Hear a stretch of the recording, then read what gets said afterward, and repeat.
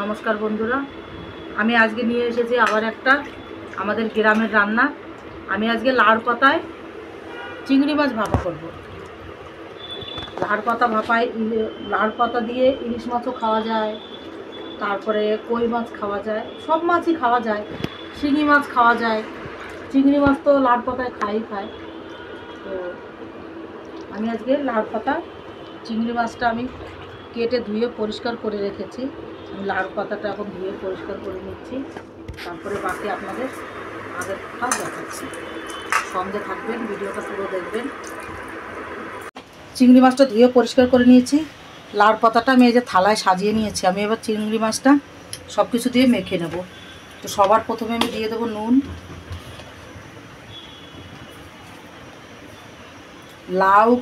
লাউ আর কুমড়ো এ দুটো এইরকমই জিনিস, এ কিচ্ছু ফেলনা যায় না, সব কিছুই খাওয়া যায়। লাউয়ের ডাঁটা, লাউ শাক, লাউয়ের ছিলকা, লাউ তো খাওয়াই যায়, আবার কুমড়োর ছিলকাও কিন্তু বাটা খাওয়া যায়। খেয়ে দেখবেন আপনারা, খুবই টেস্টি লাগে।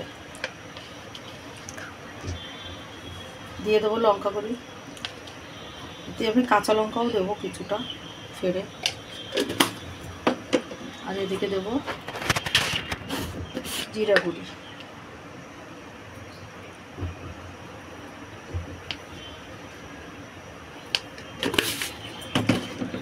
আর এই সামান্য একটু আদা,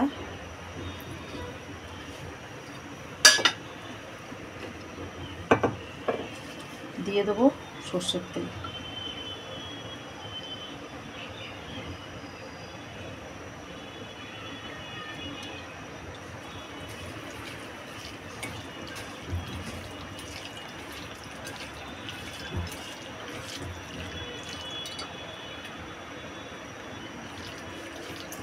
এদিকে আমার ভাতটা বসানো আছে।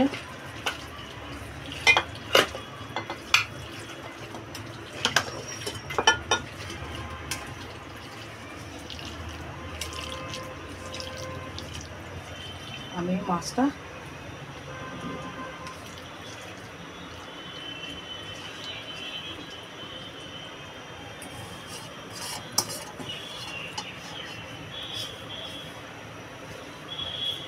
এটা আপনারা লাউয়ের পাতা এরকম মেখে এমনি করে যারা ভাতে আমিও বেশি করি না, এই জন্য কেন কি এটা না পুরো ভাতটাই হলুদ হয়ে যায়। তো টিফিন বাটির ভিতরে যদি বড় টিফিন কারি থাকে ওটাতেও আপনারা বসিয়ে করতে পারেন। এই মাঝখান থেকে ফেরে আমি এটার বোটা ফেলবো না, আমি এমনি করেই দিয়ে দেবো।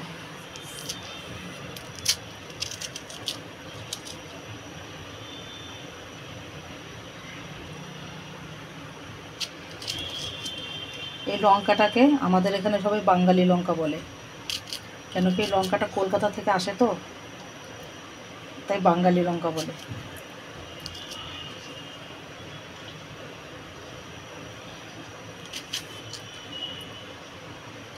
দিয়ে দিলাম লঙ্কাগুলো। এবার আমি যে লাউয়ের পাতাগুলো করেছি না, পাতাগুলোর ডান্ডি, এগুলোও দিয়ে দেবো। এগুলো আমার খেতে খুব ভালো লাগে।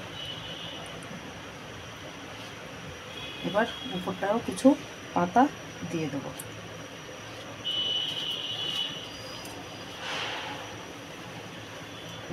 আমার এতগুলো পাতা লাগবে না।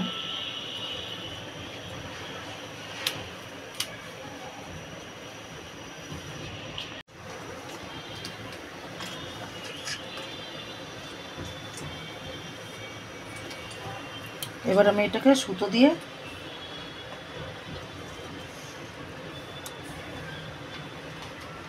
ভালো করে এটাকে জড়াবো, বেঁধে নেবো ভালো করে।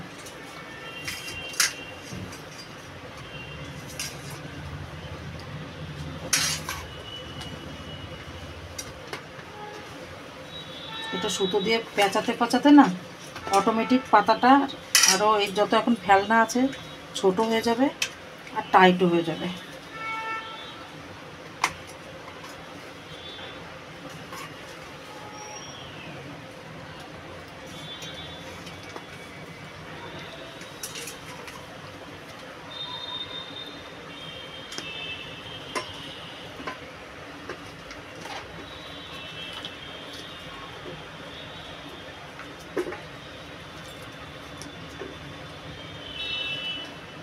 কোনাগুলো ভালো করে টাইট করতে হবে যাতে ভিতরের মশলাগুলো না বেরিয়ে যায়। এই লাউ পাতায় এমনি খালি সিদ্ধও খুব ভালো লাগে, খালি ভাতে সিদ্ধ দিয়ে লবণ আর লঙ্কা দিয়ে একটুখানি সর্ষের তেল দিয়ে আপনারা মেখে খাবেন, সেটাতেও অনেক ভালো লাগে।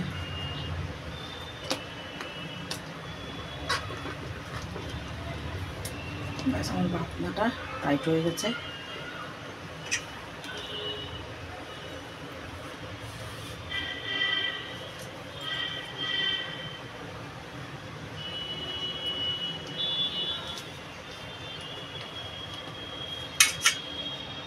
এই এই সুতোটা আমি বড় রেখে দেবো।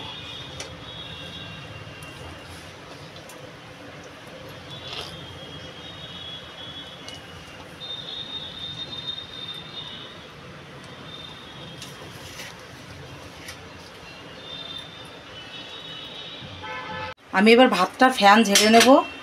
পুরোটা ফ্যান জল ফেলবো না, কিছুটা জল থাকবে।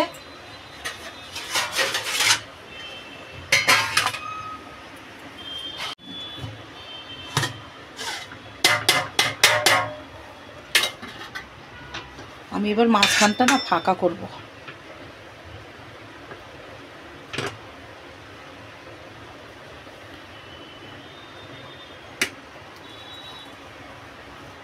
এটা এবার এইভাবে বসিয়ে দেব।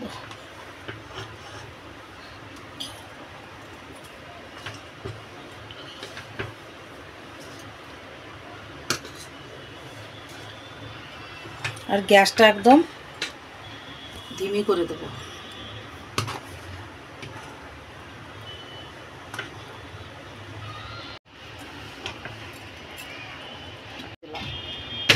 বাস এবার গ্যাসটা ধিমি করে দিলাম, এটা এভাবে থাকবে।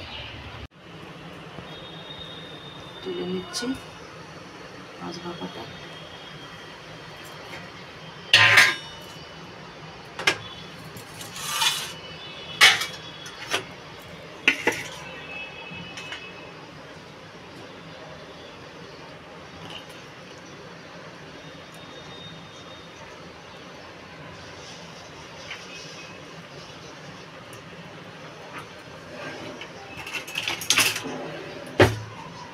সুতোগুলো কেটে দিয়ে তাড়াতাড়ি বের করে নিতে পারবো।